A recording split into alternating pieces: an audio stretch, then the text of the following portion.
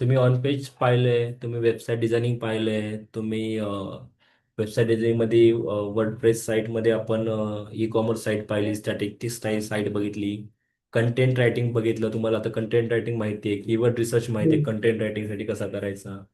हो. मग keyword research केला, कंटेंट लिहिला, मग आपण ऑन पेज वरती वेबसाईट वरती कंटेंट कसा अपलोड करतो आणि त्याला ऑन पेजचे पॅरामीटर्स काय काय यूज करतो आपण ते सर्व चेक केले. बरोबर. त्यानंतर मग आपण आपला कंटेंट पब्लिश केला. पब्लिश केल्याच्या नंतर मग तो पब्लिश झाला की नाही चेक केलं, कसा इंडेक्सिंग होतो, कंटेंट कसा होत नाही ते पण तुम्ही चेक केलं. इंडेक्स जर झालं नाही तर हा, इंडेक्स झाल्यानंतर आपण काय करतो, त्याला गुगल सर्च कन्सोलमध्ये ऍड करतो आपली साईट, मग ती इंटिग्रेट करतो आपल्या वेबसाईट सोबत. आणि मग काही वेळानंतर 24 तासानंतर आपली साईट रिफ्लेक्स होते. त्यामध्ये आपण काय बघितलं, साईट मॅप कसा ऍड करायचा, काही एरर्स असतात गुगलचे, ते एरर्स तिथे आपल्याला फाइंड आउट होतात कुठे, गुगल सर्च कन्सोलमध्ये. गुगल सर्च कन्सोल हा टेक्निकल पार्टसाठी सर्वात महत्त्वाचा उपयोग देतो. त्याच्यामध्ये तुम्ही एरर्स पाहू शकता, साईट मॅप वगैरे, काही प्रॉब्लेम्स असेल तिथं नोटिफिकेशन येते, तिथून तुम्ही सॉल्व्ह करू शकता. रोबोट.txt नावाचा एक प्रकार आहे, तो पण टेक्निकलमध्ये येतो, तो पण तुम्हाला गुगल सर्च कन्सोलमध्ये दिसू शकतो.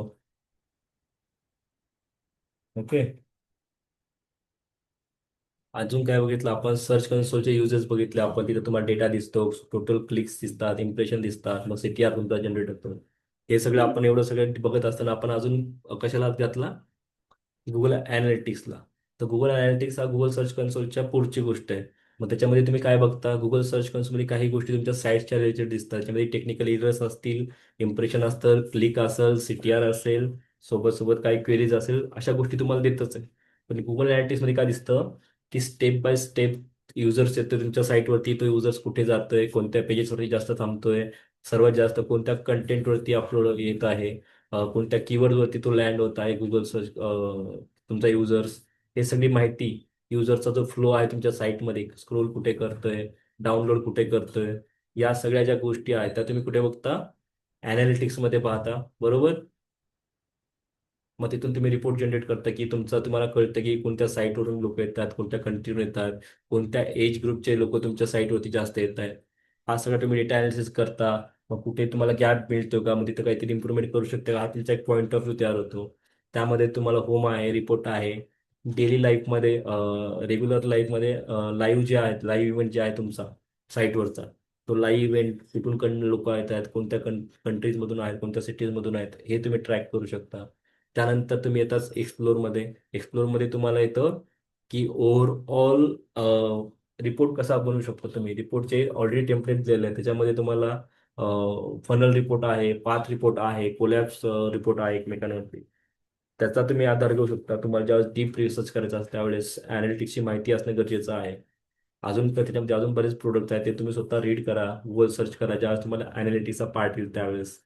गुगल GA4 विषयी वाचा. गुगल सध्या GA4 चालू आहे, पहिले युनिव्हर्सल अनालिटिक्स होतं, आता गुगल अनालिटिक्स 4 चालू आहे. त्याच्याविषयी थोडं वाचा की त्याच्यामध्ये काय डिफरन्स आहे काय नाही, कारण की अनालिटिक्सच्या गोष्टी या गोष्टी तुम्हाला जास्त प्रॅक्टिकल नसल्यामुळे सध्या SEO मध्ये तुम्हाला त्या थोड्याशा वाचाव्या लागतात. त्याच्यामध्ये दोघांचा अभ्यास करा, जे गुगल अनालिटिक्स मध्ये काय होतं आणि GA4 मध्ये काय आलंय, ते एकदा एवढं तुम्ही तेवढं तेवढं चेक करू शकता. समजलं? इथपर्यंत कळालं? हो. सगळा ओव्हरव्ह्यू कळाला? तुम्ही आतापर्यंत काय शिकलात काय नाही ते मी सांगितलं तुम्हाला. तुम्हाला आठवलं थोडं, इमॅजिनेशन झालं आतापर्यंत आपण काय काय केलं, तुम्ही किती किती प्रॅक्टिस केली, ते बरोबर. केली का प्रॅक्टिस तेवढी? हो.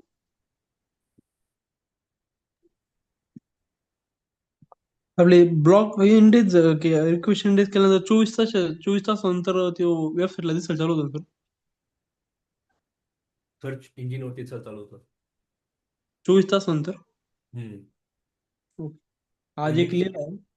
इंडेक्स केल्यानंतर मग त्याला रँक करण्यासाठी तुम्ही, हा एक एक मुद्दा विसरला ना, एवढं सगळं पाहिलं, ऑफ पेज कुठे गेलं, कोणी सांगितलं पण नाही सर ऑफ पेज राहिलं म्हणून, तुमचं लक्षच नाही, तुमचं प्रॅक्टिसच नाही तेवढी चालू.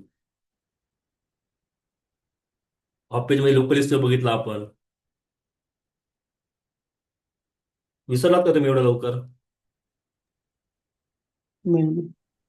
कंटेंट रायटिंग बघितलं आपण, त्याच्यामध्ये आपण ऑफ पेज मध्ये आर्टिकल लिहितो. ऑफ पेज खूप महत्वाचा पार्ट आहे बरं का, ऑन पेज आणि ऑफ पेज. टेक्निकल पार्ट एवढा महत्वाचा नाही आहे जेवढा तुम्हाला रँकिंगसाठी नेहमी ऑफ पेज आणि ऑन पेज एवढं यूज होतं तो टेक्निकलचा एवढा एवढा पार्ट नाही आहे, पार्ट त्याचा पण एवढा नाही. टॉप पेज मध्ये आपण पाहिलं SBM साईट आहेत, वेबसाईट्स आहेत, त्याच्यात आपण आर्टिकल पोस्ट करतो. परत अजून गेस्ट पोस्टिंग साईट आहेत, बरोबर. हो. कधी सांगणार तुम्ही मला हे सगळ्या गोष्टी सरी राहिले म्हणून? काय तुम्ही विसरता राहा हे.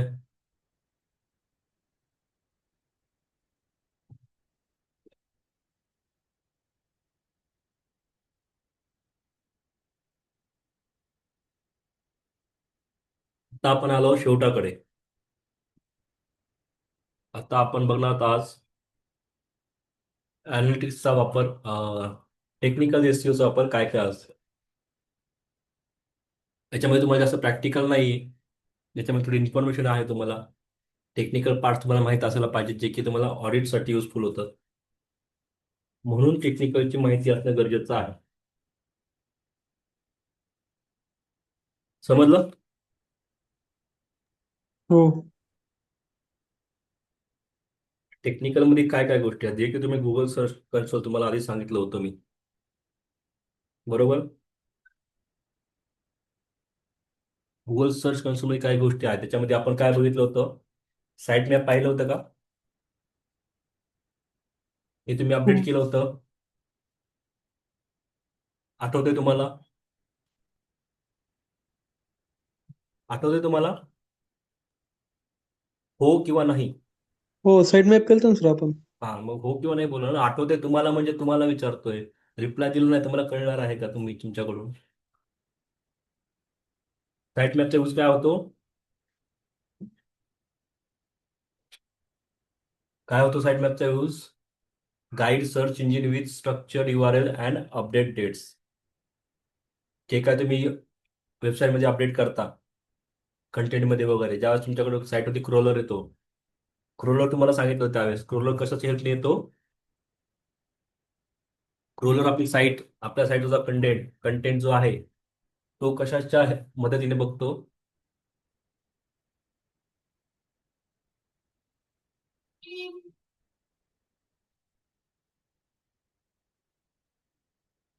कोणीतरी उत्तर द्या रे, असे सगळे शांत बसू नका. कशाच्या मदतीने बघतो? क्रॉलर आपल्या साईटवर येतो, क्रॉल करतो, कंटेंट घेतो, इंडेक्स होती साईट. कशाच्या पद्धतीने मदतीने होते, कशाच्या हेल्पने होत्या? कशा सर्च थ्रू? करून. सर्च कन्सोल मध्ये तुम्ही साईट मॅप अपडेट केला होता, बरोबर. हो. साईट मॅप जेव्हा तुम्ही अपडेट केला होता,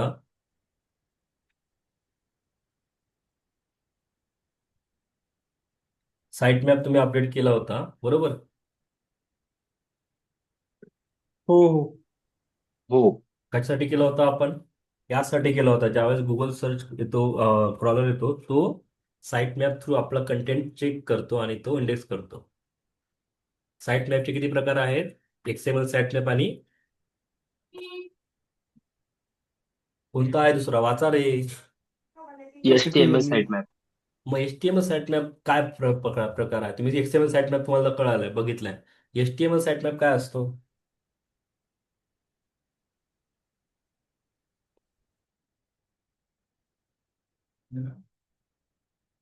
हो नाही माहिती आहे, विचार करताय, वाचताय. User friendly page, list, enhance site navigation आणि UX. कळालं काही? कळालं का? नाही कळालं? कळालं. काय होतं नेमकं? नाही कळालं.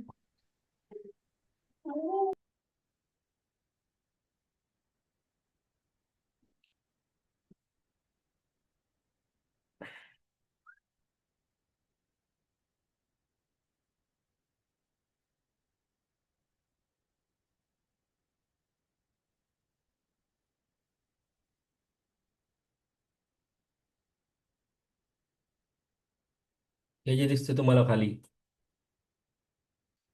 हे परत मेनू, हे फॉलोअर्स, परत अजून इथं जे मेनू दिसत तुम्हाला हे वाले फुटरमध्ये, हे सगळं काय आहे? HTML site map. काय आहे? HTML site map. आलं लक्षात? म्हणजे इथून काय होतं, तुम्हाला संपूर्ण साईट वरती काय आहे, काय इन्फॉर्मेशन आहे ती तुम्हाला दिसते, जी की इझिली तुम्हाला समजतं. आता इथं बघा, इथं काय दिसतं तुम्हाला, मेनू दिसतात तुम्हाला, इंडिया, वर्ल्ड, मूवीज वगैरे. डिटेलमध्ये काय दिसतंय का तुम्हाला इथे?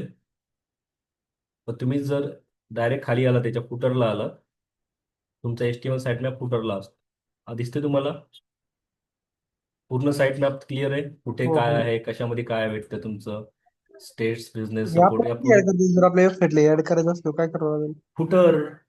फुटरमध्ये फुटरला. मेनू ऍड करतो आपण सगळे ओके ओके. हो तिथून हो. सगळे ऍड सेटिंग ऍड फुटरमध्ये. ओके. ओके, म्हणजे हे कोणासाठी इम्पॉर्टंट आहे? युजरसाठी. म्हणजे मी आलो तर मला साईटवरती मेनू चेक न करता मी डायरेक्ट खाली गेलो तर मला लगेच कळेल की मला कोणती इन्फॉर्मेशन हवी आहे, यांच्या कोणत्या पेजेसवरती काय काय गोष्टी आहेत, लेटेस्ट न्यूज काय काय आहे यांची, हे सगळं मला कळते. बरोबर? आलं ओके. लक्षात? हो हो. हेच एवढाच फरक आहे फक्त याच्यामध्ये. त्याच्यानंतर काय असतं, इंटरलिंकिंग पण क्रॉलेबिलिटीसाठी आपण काय बघतो टेक्निकलमध्ये, क्रॉलेबिलिटी अँड इंडेक्सेशन. साईट मॅपचा यूज कसा होतो त्यासाठी. बरोबर? XML साईट मॅपचा यूज कसा होतो कळालं क्रॉलिंगसाठी. गुगल जो येतो तो क्रॉल कुठून करतो? XML साईट मॅप थ्रू करतो, जे की तुम्ही यूज केलेला आहे सर्च कन्सोलमध्ये. तिथून तो डेटा स्क्रोल करतो आणि इंडेक्स करतो. त्यासोबत आपण ऑन पेजमध्ये, तुम्ही इंटरलिंकिंग ही गोष्ट कुठे बघितलेली होती? ऑन पेजमध्ये आठवतं का इंटरलिंक, एक्सटर्नल लिंकिंग केली होती आपण? हो हो हो. तर त्यासाठी आहे. काय यूज होतो त्याचा? Connect pages strategically to enhance crawl depth and authority.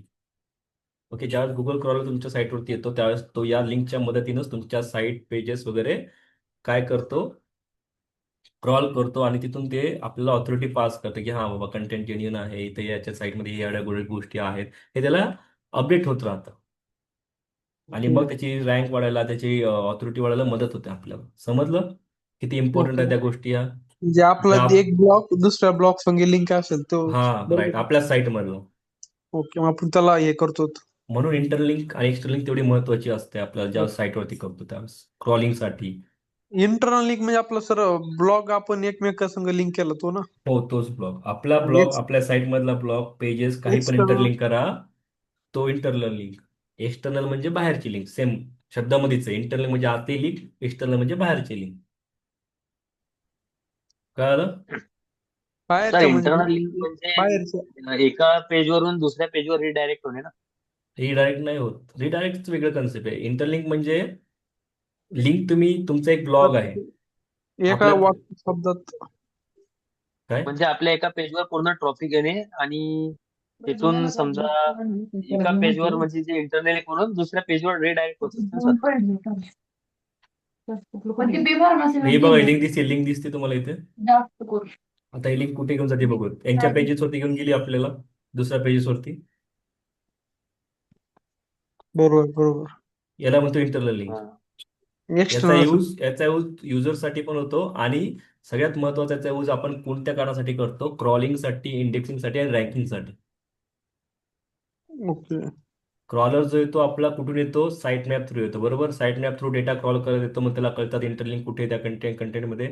त्या लिंकिंग थ्रू तो काय करतो? क्रॉल करत करत आपला सगळा डेटा स्कॅन करतो आणि कळतं की याच्या डेटामध्ये हे आहे, याला इंटरलिंक आहे, याच्याशी याचे संबंध आहे, चांगला कंटेंट आहे, आणि तो काय करतो? आपल्याला रँक द्यायला मदत करतो इंटरलिंकिंगमध्ये. ऑन पेजला, SEOला ज्यावेळेस लिंक ज्यूस पास होतो, इंटरलिंक मधून, लिंक्स मधून लिंक ज्यूस पास होतो. समजलं? ओके. आणि सर एक्सटर्नल लिंक्स म्हणजे? हो सर. बाहेरच्या सर लिंक्स. एक्सटर्नल लिंक तुम्ही म्हणजे ऑन पेज बाहेरची तुम्ही वेबसाईट ऑन पेज आपल्या मला एक वेबसाईटमध्ये सांगा, पेस्ट तुम्ही करणे. राईट राईट तुम्ही ऑन पेज नव्हतं केलं का? तुम्ही ऑन पेजची प्रॅक्टिस नाही केली का जास्त? हो केलंय सर, पण एक हो केली आहे सर. इंटरनल आणि एक्सटर्नल लिंक्स ते दोनच केले नाही बाकी. तेच तर महत्वाचं आहे, आणि तेच तर तुम्हाला सांगितलं. त्यासाठी तुमचं स्पेशल एक लेक्चर घेतलं होतं आपण. हो. तिथं त्यांचं आज एक झालं होतं तरी पण. ब्लॉग रायटिंग लिहित होतो त्यामध्ये ते दोनच ऑप्शन राहिले माझे, म्हणलं तुम्हाला विचारावा. ते महत्वाचे आहेत हा रे, सर तेच इंटरलिंक समजत आणि नव्हतं अगोदर. हे बघा, ऑन पेज मध्ये सगळ्या गोष्टी तर महत्वाच्या आहेत. त्यातल्या त्यात इंटरलिंकिंग पण खूप महत्वाची आहे. मेटा टायटल पण महत्वाचं आहे, मेटा डिस्क्रिप्शन महत्वाचं आहे. त्याच्यामध्ये एक हो. पण पॅरामीटर सुटला नाही पाहिजे तुमचा कंटेंट जो ऑप्टिमाइज करायचा असेल तुम्हाला तर. बरोबर. फक्त इंटरलिंक करताना तुम्हाला दिसेल की कीवर्ड कसे इंटरलिंक केलेत. कीवर्डचं तुम्हाला custodial death of Ajit Kumar, परत दुसरा कंटेंट त्यांच्या साईटवरती आहे. ओके. एक कीवर्ड बघा, the privilege committee of the Maharashtra legislative council, comedian Kunal कामरा कामरा, परत तिथं येतं बघा, कुणाल कामराचं टायटल दिसतं तुम्हाला. जे टायटल आहे तेच कीवर्ड मध्ये पण आहे, बरोबर.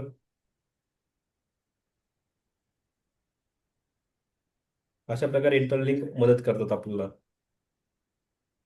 सहसा न्यूज साईट मधला खूप जास्त इंटरलिंकच यूज करतात ते लोक. कळालं? हो सर. क्रॉलेबिलिटी इंडेक्सेशन साईट मॅप कळालं तुम्हाला काय असतं, कशा प्रकारे ते क्रॉलिंगसाठी मदतीला येतं, किती इम्पॉर्टंट आहे टेक्निकल मध्ये. तुम्ही जस्ट ऑडिट करता पुढे जाऊन तर तुम्हाला या गोष्टी दिसतात की साईट मॅप अवेलेबल आहे, HTML नाही आहे, इंटरलिंकिंग दिलेली आहे नाहीये.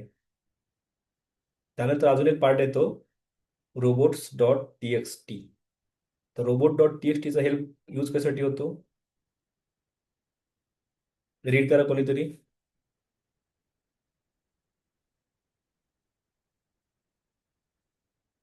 कोणी पण रीड करा, माईक ऑन अनम्यूट करून. हे चार चारही करायचे का सर? हो हो. पर्पज कंट्रोल विच पहिल्यांदा टायटल पण वाचा, directing search engine boards. robot.txt configuration directing search engine bots. Bots एक पहिलं फर्स्ट पर्पज काय. control which page search engine crawl or avoid. हम्म. 2 example user agent हम्म. disallow admin blocks access to admin page. 3 example, best practice. 3 best practice prevalent crawling of duplicates but not rely on it rely for on it security. For security. Fourth, testing. Validate which Google robot.txt tester tool regularly. काय कळालं तुम्हाला वाचल्यानंतर, काय असं understanding झाली का, काहीतरी understanding झाली असं.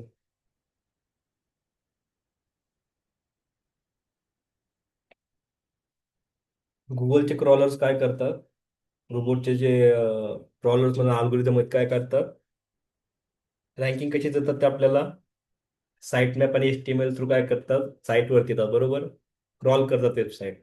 त्याच्यानंतर तो आपल्या वेबसाईटमध्ये कंटेंट किती ऑथॉरिटिव्ह आहे, कुठलं किती कंटेंट क्वालिटी ते काय चेक करतात इंडेक्स करण्यासाठी, बरोबर. इथपर्यंत माहिती तुम्हाला, इथपर्यंत माहिती आहे तुम्हाला का, इथपर्यंत पण माहिती नाही, कन्फ्युजन आहे काही. अरे बोला यार, माहित आहे की नाही आहे. इथपर्यंत माहिती आहे, क्रॉलर बघितलं, XML बघितलं. क्रॉलर तुम्हाला माहिती आहे त्याच्यासारखे असतात, स्पायडर सारखे असतात, ते येतात. एकदम सुरुवातीपासून जा, खूप खूप वर्षापूर्वी आपण शिकलो होतो, आठवते तुम्हाला. 2-3 येस वर्ष सर. झाले आपले तेवढं शिकून, माहिती आहे तुम्हाला, आठवते का.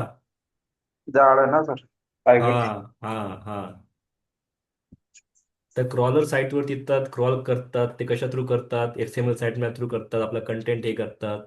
त्याच्यात इंडेक्सिंगसाठी हेल्प होते गुगल सर्च कन्सोल मधून, बरोबर. तर बरोबर आहे. रोबोट.txt हा टॅग आहे, हा कोडिंग टॅग आहे.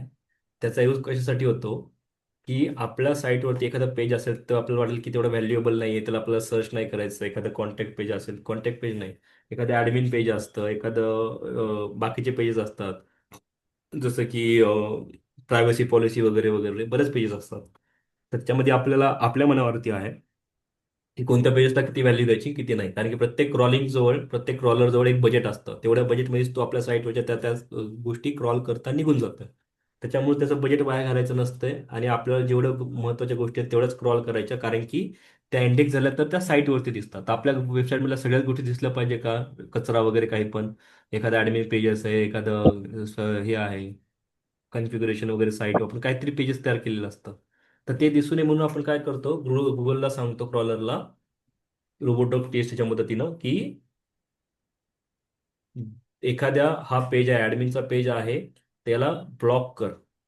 Okay, admin pages access block कर. म्हणजे आपण काय करतो, disallow admin blocks access to admin pages. Okay. त्याला असं आहे स्टारचा अर्थ होतो क्रॉलर. क्रॉलर म्हणजे कोणत्या पण सर्च इंजिनचे क्रॉलर यांना आपण डिसअलो करतो. आणि डबल डॉट आणि ॲडमिन म्हणजे याला ते काय करणार, इंडेक्सच करणार नाही. कोण, रोबोट.टीएक्सटी काय करतं, क्रॉलरला येऊ देत नाही. म्हणजे क्रॉलर जर आले नाही त्या साईटवरती येणारच नाही, ते इंडेक्स होणार का हे पेज. नाही. यासाठी त्याचा यूज होतो फक्त robot dot TXT. Okay okay. मग हा यूज होतो कुठून नेमकं?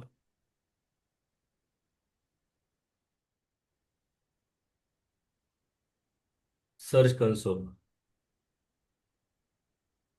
सर्च कन्सोल मध्ये गेलात तुम्ही, सेटिंग मध्ये जायचं. सेटिंग मध्ये गेल्यानंतर तुम्हाला जे दिसतं रोबोट डॉट टीएक्सटी दिसतंय का नाही लगेच सांगा हो पटकन. हो हो. Crawler statistic. तर तुम्ही इथं आलात ओपन URL, तर तुम्हाला इथे दिसेल की रोबोट डॉट टीएक्सटी नी किती कधी चेक केले पूर्ण फाईल आपली 7/5/2025 12/19 लास्ट चेक केले. ओके, म्हणजे एकदा क्रॉलर आला होता त्यांनी चेक केलं आपल्या याच्यावरती काय रोबोट डॉट टीएक्सटी साईट आहेत नाही. तर आपण तुम्ही याला क्लिक केलं तर तुम्हाला दिसेल, दिसतंय तुम्हाला इथं कोड दिसतोय तुम्हाला इथं हो हो. युजर एजंट स्टार डिसअलो काय केलं आपण WP ॲडमिन, आणि अलो काय केले ॲडमिन AJX PHP. साईट मॅपला आपण दिलेला आहे इथं, म्हणजे साईट मॅप मधला इथं का दिलेला आहे की यांना तू अलो डिसअलो कर पण साईट मॅपला फॉलो कर. आलं लक्षात? हो तुम्हाला रेबो डॉट टीएक्सटी बघायचे असतील साईटवरती कुठे कुठे गेले ते इथं बघा, लाईव्ह रेबो डॉट टीएक्सटीला गेले, साईटवरती कुठे कुठे रोबोट डॉट टीएक्सटी ते आपण पाहू शकतो. याला शॉर्टकटमध्ये पाहायची मेथड काय आहे, वेबसाईटच्या समोर रोबोट डॉट टीएक्सटी लावलं की तुम्हाला दिसतं की कोणत्या साईटवरती कुठली पण साईट चेक करू शकता तुम्ही, तिथं रोबोट डॉट टीएक्सटी कोणत्या कोणत्या पेजेसला लावलेलं आहे. त्यानुसार तुम्हाला आयडिया घेऊ शकता की तुम्हाला कुठे कुठे रोबोट डॉट टीएक्सटी ऍड करू शकता. आपल्या वेबसाईटला कशी लावायची सर?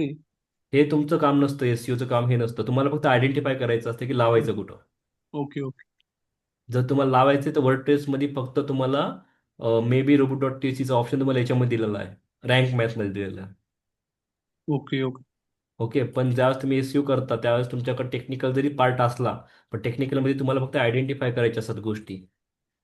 हे बघून ऑडिट रिपोर्ट वगैरे बघून की तुम्हाला तुमच्या साईटवरती रोबोट डॉट टीसीचा यूज होतोय का, होतोय तर कोणत्या पेजेससाठी होतोय, बरोबर होतोय का नाही.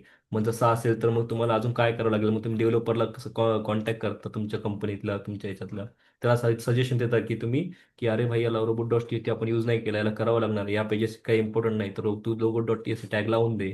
हे सगळे जे तुमचे सजेशन असतात ते खूप महत्त्वाचे असतात. Okay okay. समजलं? त्यासाठी गरजेचं आहे. हो हो हे हो. बघा इथं इथं बघा इथे या पेजेसमध्ये कोणा डिसअलो केले, कंटेंट अपलोड, कॉमर्स, जे गरजेचे नाहीत ॲडमिन वगैरे पेजेस, काही पेजेस असतात ते आपल्याला वाटतं की येऊ नये ते कंटेंटमध्ये. त्यासाठी 5/16/10/7 5 तारीख 16 तारीख 10 तारीख यानुसार ते व्हर्जन्स दिलेले आहेत. समजलं? कळलं हो रोबोट डॉट यूज यूज कळालं तुम्हाला रोबोट डॉट टेस्ट यूज करणं खूप हो. महत्त्वाचं आहे सध्याच्या काळात. ज्यावेळेस तुम्ही कंपनीत जाल तेव्हा तुम्हाला यूज करायला भेटेल तर चांगली गोष्ट आहे. पण तुम्हाला माहित असलं कॉन्फिडेंटली सांगता आलं पाहिजे तुम्हाला इंटरव्ह्यूला की मला रोबोट डॉट टीएसटी माहिती आहे, मग टेक्निकल SEO माहिती आहे, त्यामध्ये रोबोट डॉट टीएसटीचा यूज काय आहे तुम्ही जर सांगू शकलात इंटरव्ह्यूला, हे जरी सांगू शकलात एक्झाम्पल तुम्हाला सर त्या सांगू शकता sir user agent double colon star आणि डी चालू करून आपण काय करू शकतो, गुगल क्रॉलला काय करू शकतो, डिसअलो करून आपण थांबवू शकतो की हे पेजेस इंडेक्स होण्यापासून क्रॉल करण्यापासून. बरोबर? एवढं तुम्हाला इंटरव्ह्यूला पटवून देता आलं पाहिजे, सांगता आलं पाहिजे, हे मला माहिती असेल मी करू शकतो, तुम्ही कधी पण माझ्यासमोर ते टेक्निकलचा पार्ट द्या आणि ते कसं करायचं तुम्ही मला सांगा, तुम्ही आपल्या कंपनीमध्ये मी करतो. आणि दुसरं आहे जर तुम्हाला एखाद्या पेजेसला फॉलो करायचे, रँक करायचं, इंडेक्स करायचं, काय करणार दुसरं ऑप्शन काय, अलाउ, ALLOW. म्हणजे काय करता तुम्ही परमिशन देताय क्रॉलरला की या पेजेसला तर मस्ट क्रॉल कर, गरजेचं आहे साईट मॅप वगैरे देऊन. समजलं? हो हो क्लिअर आहे इथपर्यंत? हो. तर आज आपण इथेच थांबूयात, दोनच घेऊयात आपण आज, कारण की परत खाली गेले की खूप जड होऊन जाईल. विषय असा आहे की हे जे आहे रोबोट डॉट टी हे मी तुम्हाला सांगितलंय, पण अजून तुम्हाला याच्यावरती टास्क असा आहे तुम्हाला याचा की याच्यावरती तुम्हाला अजून रिसर्च करायचा आहे. गुगल सर्च करा रोबोट डॉट टीएसटीला कशा प्रकारे तुम्ही अजून ऍड करू शकता, कुठे ऍड करू शकता, तुम्ही स्वतःहून शोधा. कारण की जेवढं स्वतः कराल तेवढा तुमचा इंटरव्ह्यूचा अभ्यास इथेच कम्प्लीट होईल. तुम्हाला परत एखादं पुस्तक वाचा, एखाद्या नोट्स द्या करायची गरज पडणार का? पडणार का? बरोबर. नाही नाही. त्यासाठी म्हणतोय जसं आपण जातोय सोबत तसं जेवढं मी तुम्हाला सांगतोय तेवढं तेव्हाच्या तेव्हा जर केलं ना तुम्ही, तुम्हाला डायरेक्ट उद्या इंटरव्ह्यूला डायरेक्ट हे SEO संपल्यानंतर इंटरव्ह्यू जरी गेला तरी तुम्ही इंटरव्ह्यू क्रॅक करू शकता. पुढच्या गोष्टी माहित नाही पण इंटरव्ह्यू तर तुम्ही क्रॅक करू शकता. कारण की पुढच्या गोष्टीसाठी तुम्हाला त्याच्यामध्ये हे व्हावं लागतं, काय प्रॅक्टिस यावी लागते, तर तुम्ही त्या कंपनीमध्ये टिकता सर्वायवलसाठी. त्यासाठी आपली इंटर्नशिप आहे. पण ही गोष्ट खूप महत्त्वाची आहे, robot.txt. याच्याविषयी थोडा अजून माहिती घ्या. अजून गुगल सर्च करा की कसं असतं, तुम्ही काय काय करू शकता, कोणते कोणते पेजेस अजून डिसअलाव करू शकता. हे फक्त तुम्हाला माहीत असणं का गरजेचं आहे. तुम्ही ज्यावेळेस ऑडिट वगैरे करता त्यावेळेस तुम्हाला समोरच्या क्लायंटला उत्तर द्यायचे असतात. उत्तर कधी देणार तुम्ही? ज्यावेळेस तुमचा स्वतःचा अभ्यास पक्का असेल तेव्हा. म्हणजे स्वतः सेल्फ स्टडी त्याच्याविषयी किती केली आहे, तेवढ्या डीपमध्ये तुम्ही याला ओळखलंय, तेवढ्या डीपमध्ये तुम्हाला कळल्याच्या नंतर तुम्ही समोरच्याला पटवून देऊ शकता, बरोबर? प्रत्येकाचे ग्रॅस्पिंग पॉवर वेगळी असेल, त्यानुसार तुम्ही प्रत्येकाचा याचं इन्फॉर्मेशन वेगळी देऊ शकता. आलं लक्षात? फक्त याचा यूज एवढाच आहे की तुम्हाला सांगितलं असतं की हे असं असं आहे. आपण डायरेक्टिंग सर्च इंजिनच्या बोर्डला डायरेक्ट करतो की तू याला क्रॉल नको करू या पेजेसला आणि बाकीच्यांना क्रॉल कर, सिंपल भाषेमध्ये. आलं लक्षात? हो. मग आता तुम्हाला काय करायचंय टास्कमध्ये? काय करायचंय, आलं लक्षात? रोबोट टीएसटी फाईल त्याच्याबद्दल अजून माहिती घ्यायची. अजून माहिती घ्यायची, युट्यूब बघा, सर्च करा, सगळं करा. उद्या सांगा तुम्ही, उद्याच्यावरती प्रश्न विचारणार आहे. आणि एक्सएमएल साईट मॅप आणि एचटीएमएल साईट मॅप याला पण अजून सर्च करा. अजून आणि त्याच्यापेक्षा जास्त महत्त्वाचं म्हणजे क्रॉलेबिलिटीला सर्च करा, क्रॉलिंग वगैरे. मी तुम्हाला सांगितले ते सगळं गोष्ट ठीक आहे, पण आता सांगून तुम्हाला बरेच 2-3 आठवडे झाले, त्याच्याविषयी परत एकदा रिफ्रेश करा स्वतःला आणि नवीन माहितीसोबत या. क्लिअर? क्लिअर सगळ्यांना? हो सर. हो. मी इथे जेवढे आहेत आज आपण 8 जण, त्या सगळ्यांना विचारणार आहे मी. आदित्य, भोसले, कुलदीप, किशोर, मंगेश, प्रज्वल, संकेत, शीतल आणि शुभम. Okay, okay. चलो फिर बाय, गुड नाईट, प्रॅक्टिस करा. Good night sir. Bye bye, good night.